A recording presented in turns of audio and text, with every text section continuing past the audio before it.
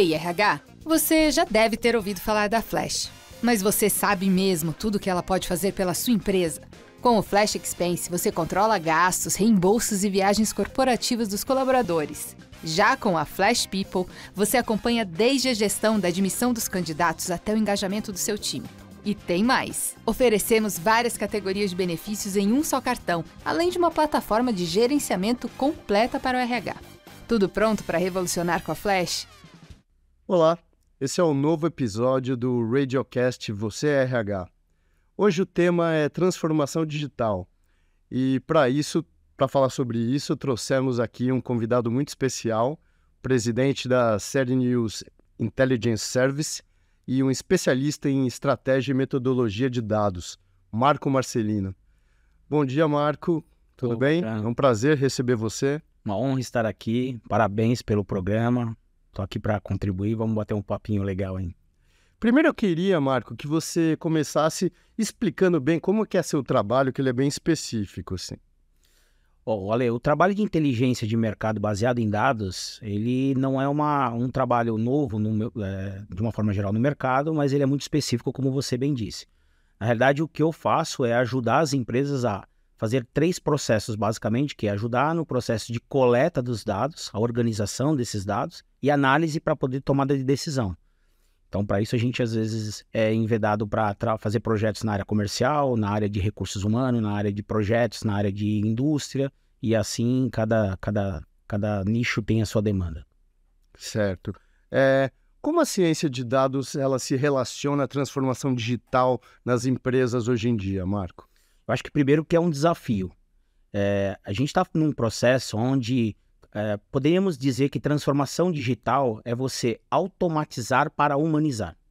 Então, se a gente pegar a relação do tempo, né, a empregabilidade da década de 90 e a empregabilidade nos dias de hoje, né, a gente tem números que eles vão se aproximando, mostrando que a tecnologia ela não é algo que vai substituir as pessoas, mas ela é um meio que é capaz de transformar uma série de funções, uma série de aplicações, né? O Brasil é um país muito empreendedor. Também é outra característica, a gente tem cerca de 23 milhões de empresas hoje, e isso demonstra uma capacidade empreendedora onde a gente precisa cada vez mais usar a tecnologia como meio para fazer uma transformação dentro de todas as áreas. Então, eu posso citar um exemplo prático. Na década de 90, por exemplo, você tinha o preenchimento das notas fiscais naqueles blocos de papel e feito de forma manual. Então, a tecnologia que veio para substituir esse processo colocou sistemas, tecnologias que você faz emissão da nota hoje até automaticamente. Então, o que a gente tem com o processo da tecnologia é que você consegue ajudar para que os processos ficam ainda mais simples e mais rápidos, mais ágeis, né? Isso não implica numa substituição assim de pessoas, numa diminuição de empregos, assim? Eu acredito que sempre vai haver um manejo. Eu acho que, como toda evolução, você vai tendo essa questão e oportunidade até da pessoa poder sair de uma determinada função e ir para outra. E aí entra muito essa questão de você também poder usar os dados para fazer a análise do processo de contratação, né? Então, não é nada novo você trabalhar isso. A gente tem aí a própria psicologia de Jung, que tem lá 16 tipologias diferentes, como dos recursos que sempre foi utilizado para fazer contratação de pessoas, né? Então, hoje a tecnologia consegue fazer, por exemplo, esse MBTI até de forma automática, até de maneira com inteligência artificial, que a gente consegue conectar, por exemplo, com uma rede social, ver o tom de voz da pessoa, o que ela escreve, como escreve, e traduzir isso daí em algoritmos para tirar o perfil de personalidade de cada um. Como essa inteligência de dados, Marco, se aplica à gestão de pessoas? Olha, a gente tem várias formas e não existe uma correta, né? O próprio MBTI que eu acabei de citar é uma forma de você fazer contratação. Mas vamos imaginar, por exemplo, que a gente precisa, e aí eu passei recentemente por um trabalho que gerou exatamente uma demanda que previa demitir, por exemplo, 200 pessoas, cerca de 200 pessoas. E o que eles queriam, na realidade, já tinham a lista das pessoas. Então, eu fui contratado, por exemplo, para fazer uma análise para saber como é que a gente mediria o impacto da demissão dessas pessoas diante da cultura e da necessidade de produtividade a médio e longo prazo. E quando a gente começou a cruzar essas informações e viu o quanto de aprendizado a empresa estava se desfazendo e quanto isso poderia custar a médio e longo prazo, a gente conseguiu reverter cerca de 75% dessa folha. Então, o dado, a informação, é um fato relevante que, quando usado com responsabilidade, vamos dizer assim, com uma dinâmica, com uma orientação a resultado, ele tende a te dar informações muito mais precisas para que você possa assumir um papel e falar, não, esse aqui é o caminho mais correto neste momento. Mas existem N tipo de exemplos que você poderia colocar os dados, e eu acho que mais importante até do que você só se basear nos dados, é você começar a pensar numa cultura cada vez mais analítica. Tudo que a gente for olhar, a gente tentar buscar fatos que representem uma resposta que faça um racional, faça sentido, que tenha um racional que possa ajudar a gente a falar, pô, estou seguro relacionado a esse tipo de decisão. Que recursos você vê que modernizaram a ciência de dados? O que te permite ser hoje um profissional que aplica metodologias, estratégias e que não permitiria, sei lá, algumas décadas atrás? Bom, primeiro a questão do volume de dados. Então, hoje a gente tem ferramentas como Big Data que permitem analisar um volume e uma velocidade de dados, uma variabilidade muito grande. Então, se eu tivesse que, por exemplo, para tomar uma decisão de quem são as 10 melhores empresas que eu deveria prospectar comercialmente, por exemplo, eu levaria muito tempo para fazer esse estudo, para entender quem são as empresas, quais são as variáveis que façam sentido de acordo com aqueles clientes que eu já atendo e já me dá um resultado.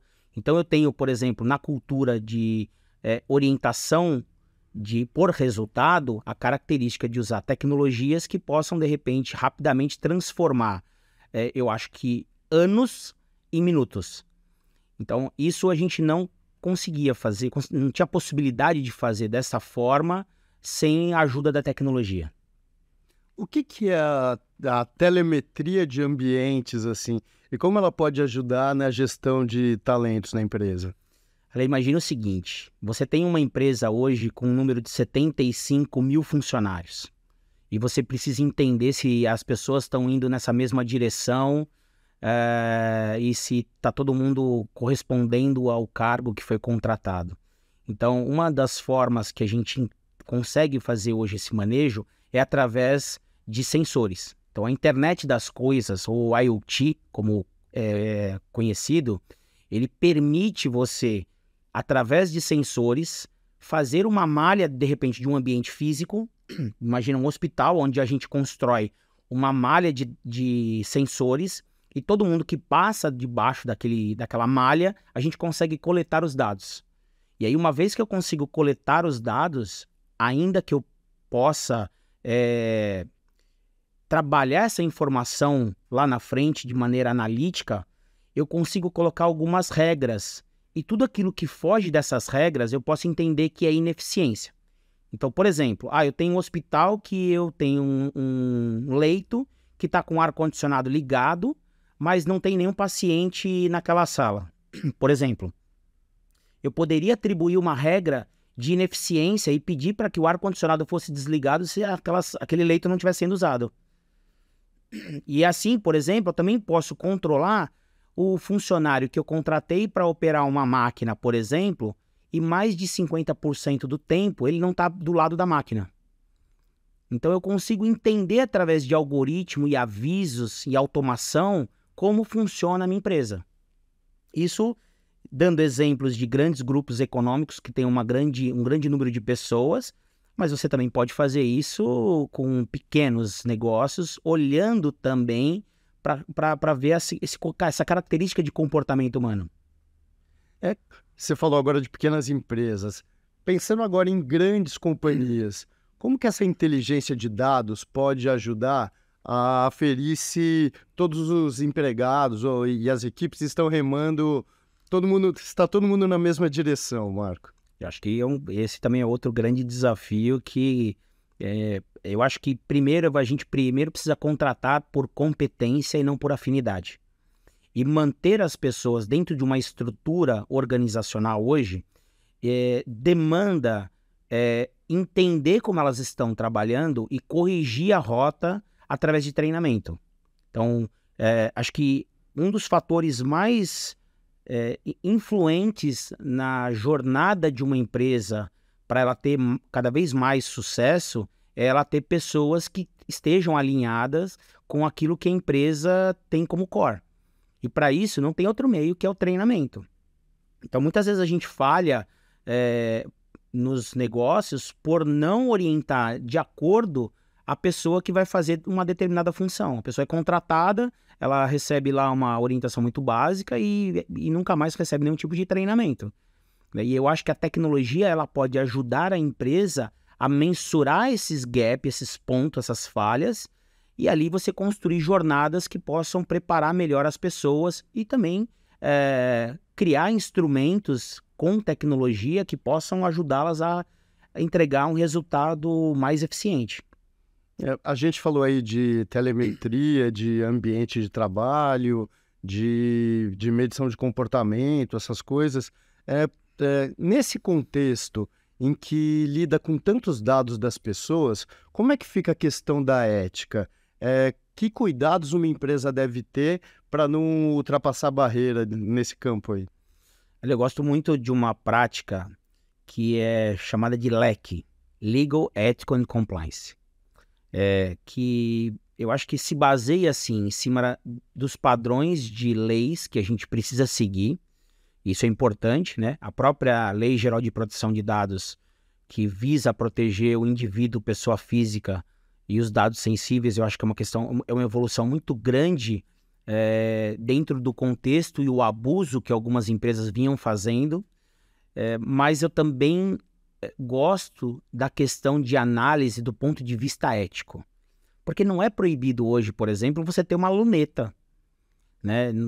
Nenhuma lei diz, olha, você não pode ter uma luneta dentro de casa, mas você pode pegar essa luneta e ficar espiando as pessoas pela janela do outro lado do prédio. Então isso é o que eu chamo da questão ética. Então eu acho que tem muitas empresas que precisam olhar, em se tratando de dados, o que de fato eu vou utilizar para ajudar o meu cliente naquilo que ele precisa. E, eventualmente, eu posso começar a coletar dados que sejam apenas específicos àquele tipo de informação. E quando eu vou usar um dado sensível para uma tomada de decisão estratégica, por exemplo, um evento que precisa dimensionar os banheiros por questão fisiológica, ele precisa entender qual é o tipo de público. Então, mesmo que você colete dados sensíveis, você precisa investir em tecnologias que possam anonimizar esses dados. Ou seja, eu tenho formas de como eu trabalho essas informações e ali eu vou direcionando e utilizando somente aquilo que faz sentido para o negócio. Então, eu acho que essa forma ética de utilizar as informações que a empresa tem, eu acho que isso é uma tendência. Agora, veja, tem uma questão também que são os excessos extremos. Quando você fala numa lei por simplesmente que não pode fazer tal coisa, e a gente às vezes importa leis de outros países e só faz uma tradução, eu acho que a gente pode correr o risco de um regresso. A gente pode incorrer em algumas situações que vão contra a evolução de um mundo que já está funcionando. Tem coisas que a gente não consegue parar porque simplesmente já está acontecendo. Então, por medo, às vezes, da tecnologia, a decisão de, não, eu não vou fazer isso daqui porque eu não conheço, eu não tenho habilidade e tal. Como, por exemplo, falar assim, olha, sei lá, a grande polêmica, eu não vou permitir que os meus funcionários utilizem redes sociais enquanto trabalham, né? E eu não sei até que ponto isso tira a empresa de uma camada de competitividade. Então, eu acho que a gente precisa, sim, discutir os temas, discutir a importância do uso da tecnologia da maneira mais correta possível, né? E aí, a terceira perna do leque que eu estava falando é o compliance, que são as regras. Então, acho que cada empresa pode desenhar suas regras, mas levando em consideração o contexto como um todo. Porque, às vezes, as leis são criadas para punir, de repente, uma empresa de um determinado segmento, falando, olha, dado sensível não pode ser utilizado. E aí você vê manobras jurídicas que legitimam o uso do dado porque o core daquela empresa é aquela informação. Entende? E aí, a lei foi criada para punir, de repente, um abuso de um determinado segmento que conseguiu uma brecha para poder, de repente, continuar fazendo o que ela sempre fez. E as empresas de outros segmentos, por exemplo, e até empresas menores, acabam sendo impactadas porque não podem mais fazer prospecção ativa com um determinado tipo de cliente que eventualmente está interessado naquele produto. Porque eu acho que tem um fator que eu estou em casa e acabou o sabão em pó e eu não quero mais, sabe, acordar ou sair para de repente, um determinado endereço para ir buscar um sabão em pó e voltar para casa. Por exemplo, vamos dizer que eu gostaria de ter uma comodidade diferente. Então, poderia ter um botão do lado da máquina de lavar roupa, como existe no caso da Amazon lá nos Estados Unidos, e onde tem a marca favorita do meu sabão em pó, e eu aperto aquele botão e aquilo está conectado na internet de casa e 2 horas, 3 horas depois, ou mesmo no dia seguinte, chega o sabão em pó sem eu precisar fazer absolutamente nada. Então, eu acho que a tecnologia está evoluindo num passo interessante que está oferecendo para as pessoas uma condição bacana de comodidade ou daquilo que as pessoas querem. Então, e também está dando para a indústria um certo tipo de competência que ela nunca teve. Então, se a gente pegar, por exemplo, uma indústria têxtil, que antigamente tinha que ter um estoque de roupa nas grades, e de repente não vendeu porque acabou lá a coleção, acabou a estação. O que ele faz com aquela grande quantidade que ele produziu de peças? Então, hoje você tem tecnologia que produz a roupa, um vestido, por exemplo, todo estampado, sob demanda depois que o cliente comprou na loja virtual. E com uma velocidade que vai entregar para aquela pessoa no menor tempo possível, uma roupa personalizada. Então, esse é o avanço em que a tecnologia e a conexão com os dados, eu acho que ela traz como resultado bacana. Sabe? Marco, uma coisa que eu vejo assim, que talvez seja um paradoxo e que seja interessante a gente explorar aqui. Quando a gente fala em ética, a transformação digital, eu acho que ela dá resultado muito quando ela é compartilhada entre líderes e liderados, né? Só que esse trabalho de dados, de ciência de dados, é muito usado para a estratégia da autoliderança. Com certeza você deve falar mais com CEOs e grandes diretores, assim. E como que fica isso? Isso é compartilhado? Há uma transparência nesse uso de dados com as equipes? Eu acho que essa é uma tendência, até pela questão da democratização do que a gente está vendo em termos de inteligência artificial e uma série de tecnologias que estão evoluindo, e o próprio Big Data e outras tecnologias, eu acho que a democratização está permitindo que essas informações cheguem em camadas adversas da empresa. Então, é verdade que você hoje tem uma grande concentração de dados que está sendo utilizado de forma estratégica para uma empresa no topo, né, para que você tenha lá os C-levels, todos eles com informação para tomada de decisão, mas já existem, por exemplo, projetos e aplicativos, né, e a gente acompanha agora de um grupo alemão que desenvolveu uma aplicação onde ajuda o vendedor a encontrar o próprio cliente com inteligência artificial. Então, isso são exemplos práticos de como a gente consegue ver a democratização da tecnologia chegando em várias outras camadas. Eu acho que tem um desafio que é uma palavra até um pouco complicada de expressar, mas é a interoperabilidade das coisas. Porque você tem hoje muitos sistemas bons, mas que eles não se conversam. Então, a exemplo do que você tem de camadas diferentes de C-level e a parte tática e a parte operacional, que às vezes tem um gap de comunicação, você também tem na tecnologia essa dificuldade, porque você tem bons sistemas que funcionam muito bem, mas que eles não se conversam. Isso acaba tendo um desafio maior, por exemplo, quando você tem grandes grupos econômicos que vão fazendo compra de empresas. Então, imagina uma seguradora que vai comprando empresa A, empresa B, empresa C, e de repente soma lá 30 CNPJs e ela precisa ter integração desses dados em sistemas diferentes. Porque um está funcionando há 20 anos muito bem com um sistema A, o outro está funcionando há 30 com o sistema B, o outro há 2 com o C, e você efetivamente precisa fazer uma integração dessas informações para que a coisa possa correr no mesmo caminho. E para que você também tenha como tirar proveito desse ecossistema.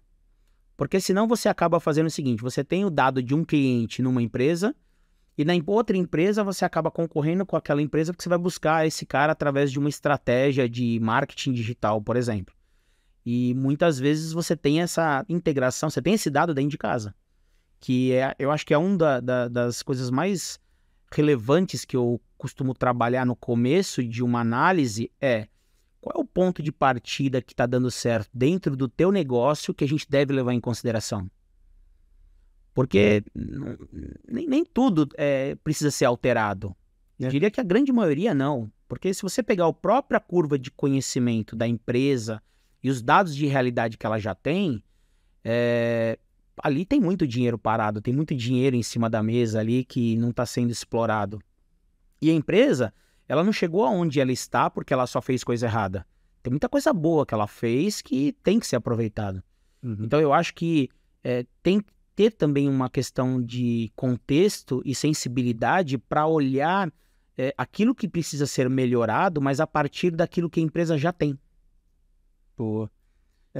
Pelo que você falou, assim, pela tua experiência, qual a primeira questão que você faz para as empresas quando elas te procuram? Eu acho que conversar e escutar o máximo possível para entender não só aquilo que são os fatos, que são os dados que eu vou conseguir baixar e entender de fato aonde a empresa está, mas também aonde a empresa gostaria de estar naquele momento e por que ela não está. Então, eu acho que escutar, entender, ter uma escuta ativa, né? Você poder dar atenção para entender o que está por trás daquela solicitação, daquela necessidade. Porque às vezes eu posso dar um exemplo. Olha, a gente tem um cara que de repente tem uma rede de restaurantes em shopping, por exemplo. Aquele shopping não está indo bem, segundo ele. E aí ele fala, eu quero sair do shopping, quero encontrar um endereço na rua, porque o meu público tá lá e aqui já deu, e eu tô pagando muito dinheiro, e eu não tô conseguindo fechar a conta e tal. Então, essa é a principal necessidade, a queixa que chega para, por exemplo, nesse caso. E muitas vezes isso passa pela gestão de pessoas? Ele passa pela gestão de pessoas, e aí vem uma coisa interessante, porque quando a gente pegou esse caso do restaurante, por exemplo, em 3 meses a gente conseguiu fazer uma análise do porquê o cliente sentava na mesa. Esse é um primeiro ponto. E a gente conseguiu entender que os benefícios que o restaurante estava dando para o cliente não era suficiente para que aquele cliente ficasse satisfeito. E por incrível que pareça, o gap é que ele colocava muita comida no prato. Olha só. E o foco dele era vender o salgado mais o doce. Só que como o cara comia muito, no caso risoto, era uma quantidade absurda de risoto, o cara quando terminava de comer o risoto ele já estava cheio e não pedia sobremesa. Que era onde o cara tinha estratégia do foco dele pro lucro dele. Então, essa análise mostra que, cara, se você sair daqui e for para cá, não vai te mudar a tua realidade, porque essa informação, ela tá desencontrada, ela não tá indo na mesma direção daquilo que você quer como negócio. E quando você olha, por exemplo, as pessoas que estavam dentro do processo, você conseguia analisar, por exemplo, qual era a característica que fazia aquele negócio dar certo naquele nível em que estava. Uhum.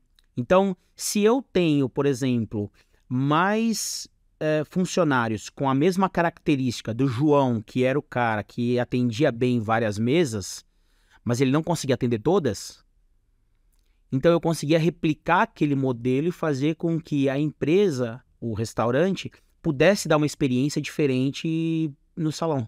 Ah, tá. Entende? Então o perfil profissional ali importava muito, né? Muito, muito. E eu acho que nós estamos numa era de benefício onde as pessoas elas querem ter boas experiências nos locais onde elas trabalham, onde elas vão Almoçar. serviço, almoçar, onde elas vão passear. Então todo mundo quer ter uma experiência agradável. E tudo isso passa por uma gamificação que fazemos parte, porque, ok, eu quero trabalhar na empresa que cuide melhor da relação que eu tenho como profissional. Uhum. Então, eu acho que o manejo das pessoas através de tecnologia, através de disponibilidade de recursos que possam favorecer essa conexão, eu acho que isso é uma tendência mundial, não é só no Brasil. Eu acho que isso a gente está vendo tanto que a gente vê empresas hoje sendo adquiridas por multinacionais e investimentos de ordens que jamais se viu antes, como compras de startups, né? Esse mundo que se abriu como inovação, jamais visto. Isso se confirmou como uma tese de investimento, inclusive. Legal. Marco, a gente falou aí sobre os benefícios que você traz para as estratégias das empresas, né? Para as altas lideranças e tal. E que benefícios esse trabalho reflete também no funcionário, no profissional, esse trabalho de ciência de dados? Bom, Ale, eu acho que assim, tem uma forma da gente enxergar, primeiro é a economia de forma ativa. Então a gente pode falar dos funcionários, mas a gente também deve olhar hoje para uma camada cada vez maior de profissionais que não estão como funcionário CLT, num regime formal como a gente conheceu ao longo dos anos, mas uma migração do PJ, né, do profissional liberal que presta um serviço e ele também faz parte de um ecossistema que precisa ser olhado de uma maneira integrada. Então, eu acho que quando a gente olha para uma empresa, a gente não está mais olhando tão somente para uma camada de funcionário. A gente está olhando para uma camada de pessoas que estão, de uma certa forma, ligada com o todo da empresa, com a estratégia geral, e que isso tem uma tendência de ter um desdobramento maior para você poder promover aquele trabalho e fazer com que essa empresa cresça a partir de talentos. Então, eu diria para você que é como se você mudasse aquela característica que a gente tinha antes do RH, né, do departamento pessoal, onde o direito ele era o principal recurso de análise para você fazer uma relação de patrão para funcionário. Eu acho que quando a gente está numa era onde a informação ela furou a bolha, você acaba tendo pessoas que, obviamente, deixam um pouco, não que o direito não seja importante, mas elas começam a olhar para os benefícios e começam a olhar para as possibilidades. Então, aquilo consegue criar um ecossistema maior e você vê pessoas mais engajadas, ainda que não sejam parte da empresa. Então, a busca por aquilo que eu mereço e por aquilo que eu conheço se sobrepõe ao direito. Porque se eu for brigar só por aquilo que é o meu direito, eu vou trabalhar até tal hora, eu vou fazer tal coisa. E você vê hoje a realidade, não estou dizendo que é certo ou errado, mas você vê hoje uma realidade onde as pessoas estão engajadas e muitas vezes a empresa precisa falar, não, pode terminar amanhã, não precisa virar à noite fazendo esse trabalho, não. Então tem um aspecto que está estimulando o empreendedorismo e o intraempreendedorismo dentro das empresas. Eu não preciso ser dono para fazer algo que eu esteja pertencendo àquela empresa. Eu posso ir além, eu posso fazer um trabalho onde eu entendo e enxergo qual é o benefício que eu tenho nessa relação. Essa transformação digital, ela hoje é mais essencial nesses tempos em que você tem pessoas trabalhando em home office, num modelo híbrido, isso se torna mais fundamental?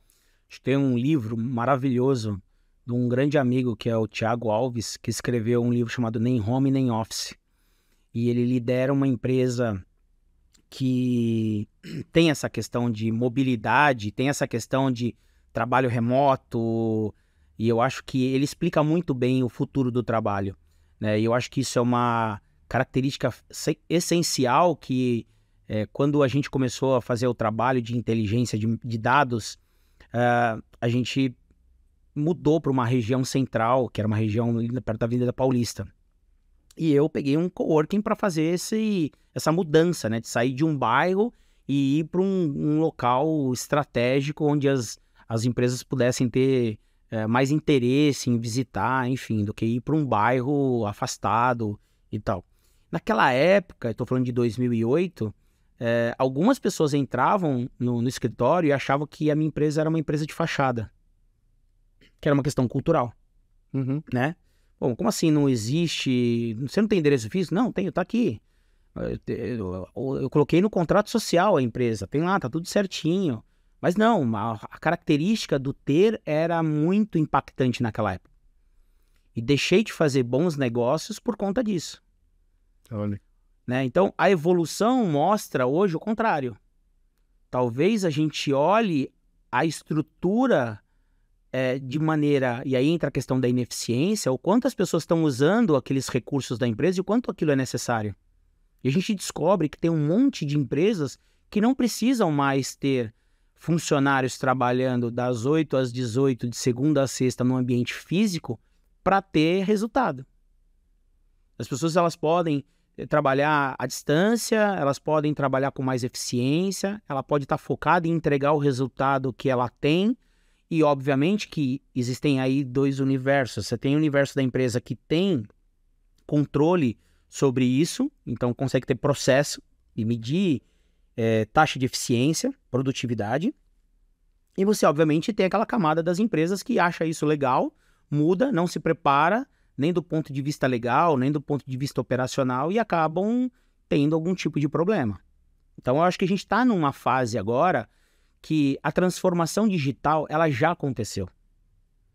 A gente agora está tendo o desafio de construir uma nova cultura, né, e que seja mais analítica, mas que precisa também conviver com diferentes culturas de pessoas que estão chegando em estilos diferentes.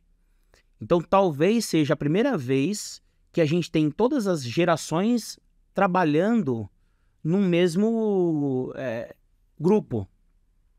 E essa diferença ela é rica.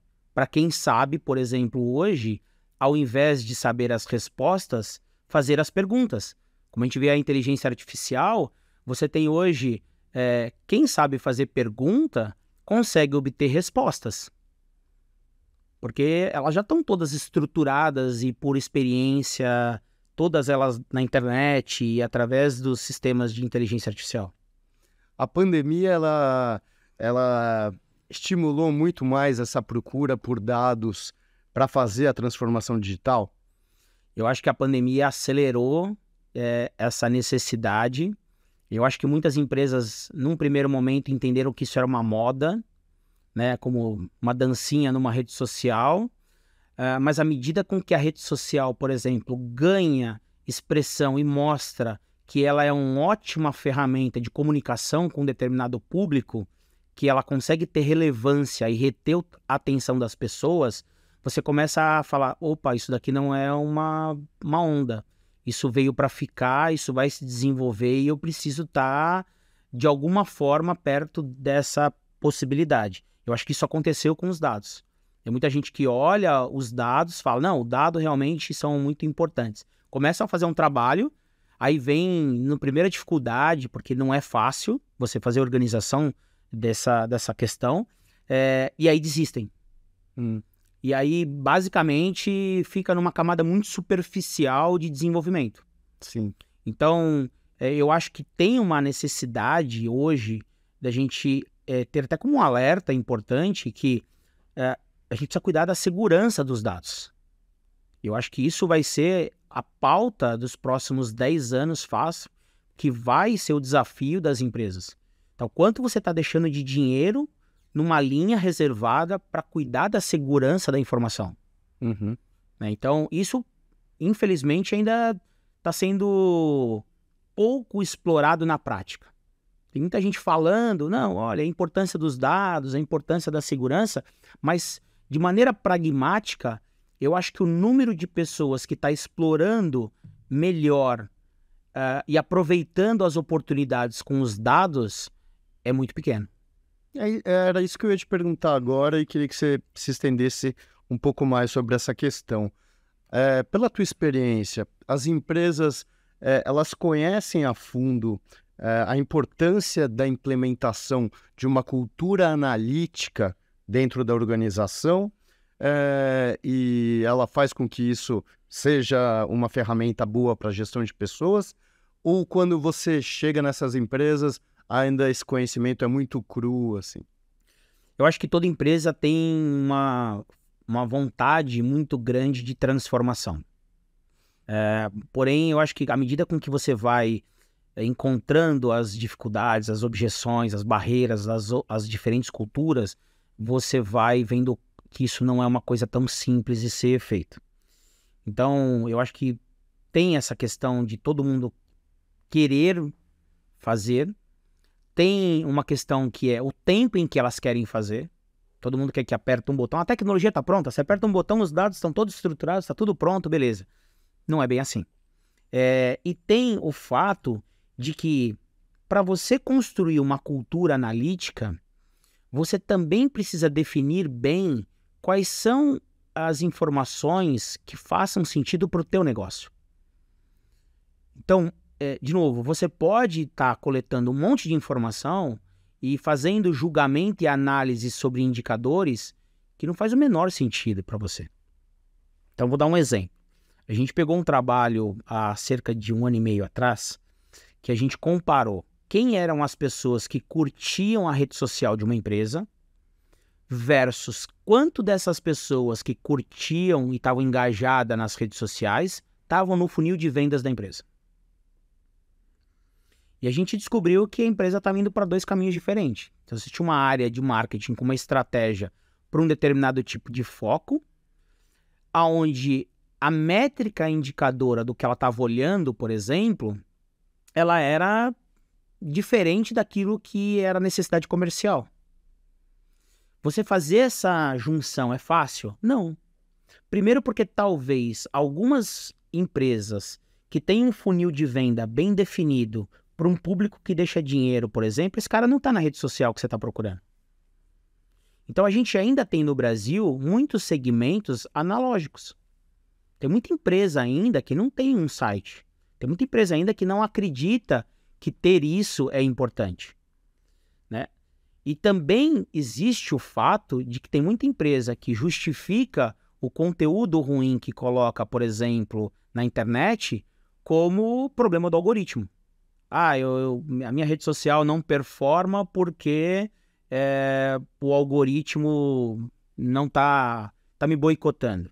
Não, tem que ter um entendimento que às vezes o conteúdo é ruim, né? Eu gosto muito da frase do João Pedro Mota que ele fala, né? Se tem muita gente que não está curtindo o teu conteúdo, é porque teu conteúdo está desconexo com o público que você está comunicando. E aí que entra muito dessa questão da estratégia dos dados, para você entender, de fato, quem são as pessoas que têm sentido para consumir a tua informação. Às vezes a gente se apega numa informação do tipo, eu postei um determinado vídeo e 50 pessoas assistiram. Pô, se for 50 pessoas do seu interesse, transfere isso para uma sala, um auditório, e você falando para 50 potenciais clientes. Então, alguns indicadores precisam ser analisados de acordo com o seu negócio, de acordo com a sua atuação, a sua característica, porque daí a gente deixa as coisas mais leves primeiro, a gente consegue parar, pensar e construir aquilo que efetivamente vai fazer sentido para a organização e para as pessoas no futuro. Não fica uma gamificação de comparação de que fulano tem 1 milhão de seguidores, fulano tem isso daqui, o outro tem... Talvez o indicador é a pergunta que a gente deva se fazer para construir uma cultura mais analítica. Né? Se a gente olha, por exemplo, dentro do estúdio, por exemplo, eu tenho aqui quase 60% das pessoas usam óculos. Então, isso é uma forma de você ter um entendimento analítico e falar, olha, beleza, se eu tivesse que abrir um negócio, óculos, manutenção de óculos, enfim, seria uma característica. Estou dando exemplos para que a gente possa começar a olhar também a cultura analítica, não do ponto de vista teórico, mas do ponto de vista prático. O que eu preciso olhar para poder construir uma informação que ajude o meu negócio? Porque tem uma informação ali que é interessante, que é, se eu consigo entender qual é a característica do meu cliente e eu, de uma certa forma, uso ferramentas para atingir outras pessoas de igual valor, eu posso, com conteúdo, usar esse próprio caso de sucesso para poder impactar as outras pessoas. Olha, eu fiz essa ação aqui dentro dessa empresa no setor automotivo e ajudou ela a construir um cenário que vai vender 500 carros nos próximos 12 meses. Se eu pego esse caso depois de um ano que efetivou e vendeu lá 350 carros, por exemplo, eu posso pegar esse case e falar, agora eu quero trabalhar para outras marcas. E eu posso direcionar esse conteúdo especificamente para conversar com aquelas outras pessoas que façam sentido. Perfeito. E eu não preciso, para isso, usar uma escala de acessos e informação que, eventualmente, seja uma comparação que não faça sentido, entende? Eu, por exemplo, eu vejo muito valor e acho que uma tendência é a volta da revista impressa, como força de mídia. Olha só. Por quê? Porque você, quando distribui uma revista hoje, está distribuindo um documento, de certa forma. Ninguém pode abrir um documento fechado de outra pessoa. Então, se com dados, eu, por exemplo, tenho uma revista que eu falei sobre um determinado tipo de produto médico, e eu quero impactar quem são as pessoas que vão consumir aquilo, eu posso direcionar a distribuição de uma maneira totalmente customizada. É como se cada edição eu tivesse que fazer uma nova base de dados para fazer essas entregas de um conteúdo que é relevante para um público específico. Personalizado, né? Exatamente. Então, se eu sou, por exemplo, um jogador de futebol e eu recebo uma revista na minha casa falando do impacto da tecnologia que pode ajudar a identificar futuras lesões, eu posso olhar e ler e falar, cara, eu preciso dessa tecnologia. Perfeito. Marco, para finalizar, eu queria que você desse uma mensagem para essas empresas que têm um conhecimento ainda meio cru sobre como usar a ciência de dados e a transformação digital para melhorar a sua gestão de empresas. Desculpa, sua gestão de talentos. Olha, eu acho que a primeira coisa que eu faria e daria como dica é pegar uma folha em branco e desenhar uma jornada. E desenhar essa jornada de maneira muito simples para você entender qual é o caminho que as pessoas estão fazendo dentro da empresa, né, entendendo que elas são também um tipo de cliente, um cliente interno, um cliente que está comprando e vendendo a todo momento aquela cultura da empresa, aquele sonho, aquele produto, aquela ajuda de entregar. E também qual é a relação que você tem dessa jornada com o público, com o cliente externo. Eu gosto muito dos exemplos da Disney, porque ela obviamente, ela dá prioridade para o cliente interno, que é para o funcionário, e com treinamento. A Disney talvez seja um dos maiores exemplos a serem seguidos, porque ela olha e treina o colaborador. E olha que coisa interessante. Quando um funcionário sai da Disney, mas ele volta no parque depois de um tempo e ele vê um papel no chão, ele pega aquele papel porque a cultura está nele. Ela consegue instalar uma cultura nessa pessoa que mostra que um funcionário bem treinado e bem preparado, ele atende o cliente da melhor forma. Então, ao invés de pensar no cliente como um objetivo, como a grande maioria talvez esteja sempre nessa corrida, né? Eu sei que é importante a atenção ao cliente, mas a Disney faz isso treinando cada vez melhor os seus colaboradores. Então, acho que desenhar essa jornada é um primeiro passo. E aí você pode desenhar essa jornada no papel, como eu disse. Segundo, você pode pensar em quais são as informações que você tem que coletar, até do próprio time mesmo, para você medir o desempenho e oferecer treinamento para aumentar a eficiência. E aí você pode eliminar os gaps com tecnologia. Eu sei que tem muita gente que é contrária ao que está acontecendo, por exemplo, com o ChatGPT, mas se você der o ChatGPT como ferramenta para uma pessoa que escreve bem, ela vai escrever ainda melhor e mais rápido. Então a tecnologia, ela é o meio. Ela não pode ser tratada como a ponta que resolve tudo. Mas se ela for tratada como ferramenta, ela vai ajudar a automatizar para humanizar. Ou seja, nós vamos automatizar aquilo que são partes necessárias e deixar mais tempo para que as pessoas façam aquilo que elas tenham prazer. Criativamente falando, ela vai ter tempo para poder pensar numa inovação, num processo, como melhorar, como fazer com carinho determinadas atividades. Isso que está acontecendo aqui. Obviamente, essa entrevista usando essa tecnologia digital toda que a gente está fazendo aqui agora, vai atingir milhares de pessoas. Se algumas, poucas, consumirem esse conteúdo e fizerem, por exemplo, a experiência de colocar na prática uma jornada do seu negócio, pode ser que a gente tenha ajudado a transformar uma empresa do futuro. Sensacional. Então, essa transferência do conhecimento, eu acho que ela ganhou voz e amplificou com a transformação digital. Marco, muito obrigado pela entrevista, muito obrigado pelo papo, muito esclarecedor. E esse episódio foi um oferecimento da Flash.